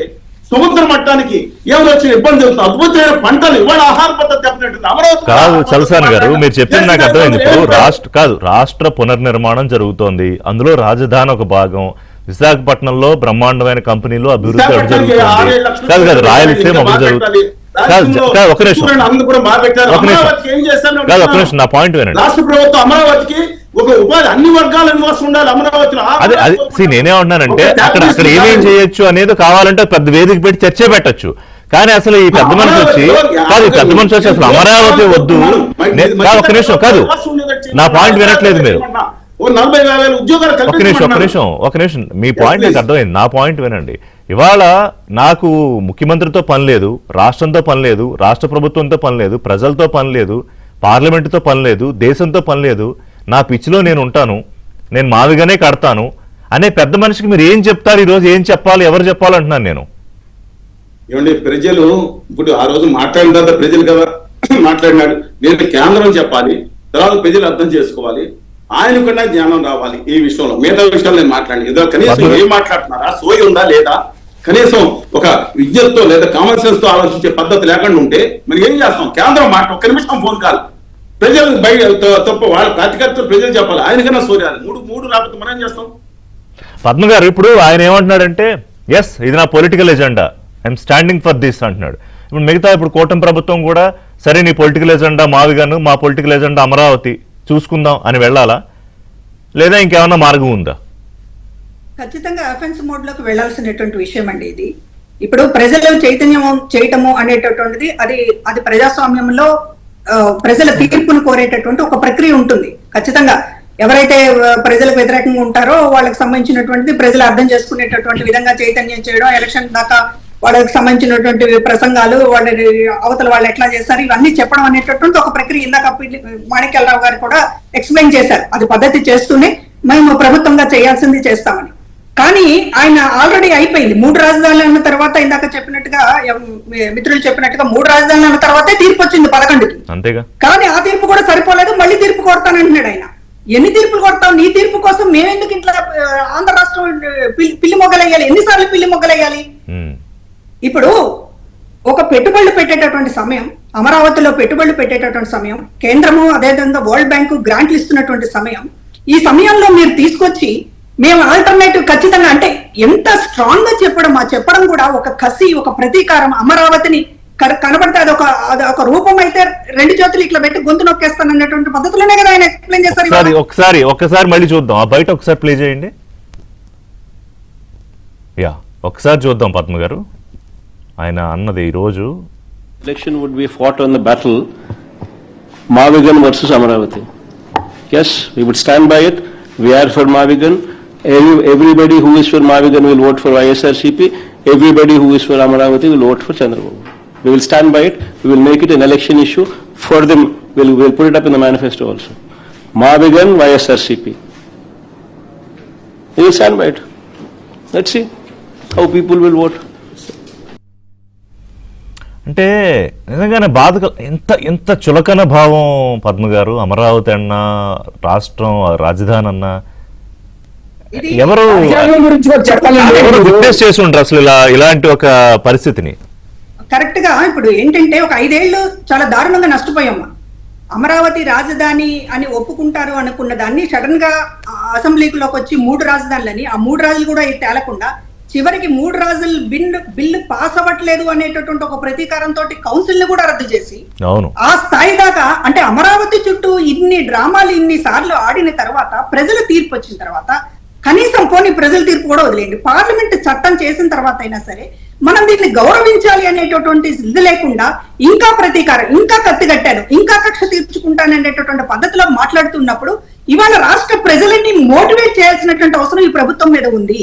ఇది సాదా సీదాగా ఉపేక్షించి ప్రజలు తీర్పిస్తారు, ప్రజలు తీర్పిచ్చేదాకా మనం మోటివేట్ చేయొచ్చు. ఇప్పటిదాకా మరి ఎవరు మాట్లాడినట్టయితే నాకు కనపడలేదు. మధ్యాహ్నం ముఖ్యమంత్రి గారు మాట్లాడారు. అభిప్రాయం తప్పు. ప్రజలే తీర్పిస్తారు, ప్రజలే అర్థం చేసుకుంటారు, అప్పటిదాకా వేచి చూద్దామనేటటువంటిది అలసత్వము ఎవరి దగ్గరైనా కుదురుతుందేమో కానీ జగన్మోహన్ రెడ్డి దగ్గర కుదరదు. సుధాకర్ గారు, జగన్మోహన్ రెడ్డి సాధారణంగా కుట్రలకి పాల్పడేటటువంటి వాళ్ళు చేసేటటువంటి దొంగ దెబ్బలకి ప్రజాస్వామ్య తీర్పులు మాత్రమే సరిపోవు, ప్రజల తీర్పులు మాత్రమే సరిపో. ఆ లోపు జరగాల్సిన నష్టం జరుగుతుంది. 5 ఏళ్లలో జరిగినటువంటి నష్టాన్ని మనం ఇప్పటికీ పూడ్చుకోలేకపోతున్నాం. జగన్మోహన్ రెడ్డిని ఎక్స్పోజ్ చేద్దాము అనేటటువంటి దాకా ఆగడం కాదు. ఈ లోపు నువ్వు పార్లమెంట్ ని కాదన్న తర్వాత, పార్లమెంట్ చేసిన చట్టాన్ని నేను అడ్డంగా చించేస్తానన్న తర్వాత నువ్వు రాజకీయ పార్టీగా అసలు ఎలిజిబులా కాదా? అసలు అప్పుడు దాని మీదే విలువ లేనప్పుడు నీకు ఎలక్షన్ అంటే ఏంటి, మేనిఫెస్టో ఏంటి, దానికి విలువ ఉందని ఎలా అనుకుంటాం? ఇంకా పార్లమెంట్ మీద నమ్మకం లేని వాడికి ప్రజాస్వామ్యం మీద నమ్మకం ఏముంటుంది? సుధాకర్ గారు, ఇది ఒకసారి కాదు, రెండోసారి. సుధాకర్ గారు, మళ్ళీ రైతుల కడుపు కొట్టడానికి ఒకసారి వాళ్ళ కడుపు మంట మండించారు. చెప్పినట్టు పదే పదే చెప్తున్నానండి, రైతులకి రాజధాని ద్వారా పూర్తిగా న్యాయం జరుగుతుంది. కాబట్టి ఇది రైతులకు జరిగినటువంటి నష్టం కానే కాదు, ఇది జరిగేటువంటి నష్టం యావత్ ఆంధ్రప్రదేశ్ బిడ్డలకు జరిగేటువంటి నష్టం. ఆంధ్రప్రదేశ్ భవిష్యత్తుని నాశనం చేసేటువంటి నిర్ణయం ఈ రోజు జగన్మోహన్ రెడ్డి గారు తీసుకున్నటువంటిది. ఏదైతే 63,500 కోట్ల రూపాయలు తీసుకొని ఖర్చు పెట్టి దాదాపు 2 లక్షల కోట్ల రూపాయల ఆస్తిని ఆంధ్రప్రదేశ్ బిడ్డలకు అందివ్వడానికి సిద్ధమైనటువంటి అమరావతిని పెట్టుబడిదారులను రానివ్వకుండా మొన్నటికి మొన్న పిపిపి పద్ధతిలో నువ్వు కట్టలేవు కట్టే వాళ్ళని కట్టనీయకుండా బెదిరిస్తున్నావు. అంటే నువ్వు ఒక రౌడీగా, ఒక గుండాయిజంగా నువ్వు తయారయ్యి ఈ ఆంధ్రప్రదేశ్ బిడ్డల జీవితాలను నాశనం చేస్తున్నప్పుడు తప్పనిసరిగా రాష్ట్రంలో ఇందాక వాసిరెడ్డి పద్మ గారు చెప్పినట్టు మరొక విప్లవం రావాల్సిందే. ఇటువంటి రాజకీయ మారీచులని రాజకీయాల నుంచి తరిమి కొట్టాలి అంటే ఏదో రాజకీయ పార్టీలు ఒక్కటే. I don't think so. Manikrao గారు ఒప్పుకుంటారు అనుకోవట్లేదు. ఎందుకంటే ఇప్పుడు బలమైన కూటమి, ఒక నిమిషం మాణిక్రావు గారు, బలమైన కూటమి ప్రభుత్వం ఉంది కదా రాష్ట్రంలో. పైన ప్రధానమంత్రి శంకుస్థాపనలు చేసి ఆయన విషెస్ చేసి పార్లమెంట్ విష్ చేసిన రాజధానే కదా ఇది. సో మళ్ళీ ఉద్యమం అవసరం ఏముందని నేను అడుగుతా. ఒక పొలిటికల్ డెసిషన్ అవసరం ఉంది అంట ఈ టైంలో. ఇప్పుడు మీరనేది ఒకటి, నేను ఇందాక కూడా చెప్పాను, అంతకంటే లోతుగా అర్థమయ్యే పరిస్థితుల్లో మనం చెప్పలేం. ఈ భారతదేశం ప్రజాస్వామిక దేశం, మాట్లాడే హక్కు ఉంది, మాట్లాడుతున్నాడు జగన్మోహన్ రెడ్డి. అయితే ప్రజలు అర్థం చేసుకున్నారు, ప్రజలు తీర్పు ఇచ్చారు. తీర్పుకి గురైన తర్వాత జగన్మోహన్ రెడ్డి రాజకీయ నాయకుడైతే అతనిలో మార్పు రావాలి. ఆ మార్పు రాకపోగా ఒక తీవ్రవాదిలాగా, ఒక ఉగ్రవాదిలాగా, ఒక టెర్రరిస్ట్ లాగా ఏ ప్రజలైతే ఉన్నారో రాష్ట్ర ప్రజలు, ఆ ప్రజల మీదే పగ పెంచుకోవాలి. ఇవాళ ఆయన అన్నది ఏంటంటే మావిగన్ అనేవాళ్ళు నాకు ఓటేయండి, అమరావతి అనేవాళ్ళు చంద్రబాబు ఓటేయండి అని చెప్పారు. సో చంద్రబాబు నాయుడు గారు అననండి, ప్రజలందరూ ప్రజల మొత్తానికి రాజ్యాంగం మీద, ప్రజల మొత్తానికి చట్టం మీద, ప్రజల మొత్తానికి వ్యవస్థల మీద గౌరవం ఉంది. కానీ జగన్మోహన్ రెడ్డి చుట్టూన్నటువంటి క్రిమినల్ గ్యాంగ్ ఉంది కదా, ఆ క్రిమినల్ గ్యాంగ్ ఇచ్చేటువంటి డబ్బు ఉంది కదా, వాటిని దృష్టిలో పెట్టుకొని కొంతమంది నిలబడతా ఉన్నారు. ఇప్పుడు 11 సీట్లకి పడిపోయిన తర్వాత ఎంతమంది ఇల్లు నూట నుంచి 11 గడ్డ తర్వాత జనం ఎవరు లేరు. ఇప్పుడెవరు కనిపించేదంతా రోజు హడావుడి చేసేది ఆ నలుగురే కదా. ఆ నలుగురు కూడా లేనప్పుడు ప్రజలు ఒకటి అప్రమత్తంగా ఉండాల్సిన మాట నిజమే. పద్మా గారితో నేను ఏకీభవిస్తున్నాను. అప్రమత్తంగా ఉండాల్సిన మాట నిజమే. ప్రజల్ని కాపాడుకోవాల్సినటువంటి మాట నిజమే. ఆస్తుల్ని, అభివృద్ధిని, సంక్షేమాన్ని కాపాడుకుంటూనే రాజకీయ ముసుగేసుకున్నటువంటి మారుచుడికి రిషి గారు ఒక్క మాట చెప్పండి. రిషి గారు ఒక్కటే ఎజెండాతో మనం వెళ్ళాలి. నేను మాణిక్యాలరావు గారి వాదనలతో నేను ఏమి విభేదించట్లేదు. కాకపోతే ప్రజాస్వామ్యబద్ధంగానే మనం అడుగుతున్నాం. ఎందుకంటే చట్టం చేసినటువంటి పార్లమెంటు చట్టం చేసినటువంటి దాన్ని అన్ని రాజకీయ పార్టీలు ఆంధ్రప్రదేశ్ లో అమరావతి రాజధాని అంగీకరించాలి. ఇది ఒక ప్రజా ఉద్యమంగా మారాలి. ఇది ప్రజాస్వామ్యమే కదా, ప్రజాస్వామ్యబద్ధమైన ఉద్యమమే కదా. పార్లమెంట్ ఆమోదించిన చట్టానికి వ్యతిరేకంగా ఏ రాజకీయ పార్టీ మాట్లాడినా కూడా మేము ఊరుకోము అనేటటువంటిది ప్రజల వైపు నుంచి వచ్చేటట్లు ప్రభుత్వం ఒక చెయ్యి వేయమంటున్నాం. ఖచ్చితంగా అదే నేను అంటున్నాను. ఖచ్చితంగా ప్రజల్లో దీని పట్ల పూర్తి అవగాహన రావాలి. ప్రజలందరూ కూడా ఏకతాటి మీదకి రావాలి. జగన్మోహన్ రెడ్డి లాంటి ముసుగేసుకున్నటువంటి క్రిమినల్ రాజకీయ నాయకుడికి ఖచ్చితంగా బుద్ధి చెప్పాలి. ఇదే సరిగ్గా ఆయన ఎజెండానా జగన్మోహన్ రెడ్డి ఎజెండా? ఎస్, నేను సెంట్రిక్ గా ఉండాలి. అమరావతి ఏంటి జరుగుతుంటే నన్ను వదిలేస్తారా, నేను మావిగన్న అంట, ఎన్నికలకు ముడి పెడతా, నా గురించే మాట్లాడుకోవాలి, అయోమయంలో పడేయాలి, పెట్టుబడిదారులని అయోమయంలో పడేయాలి.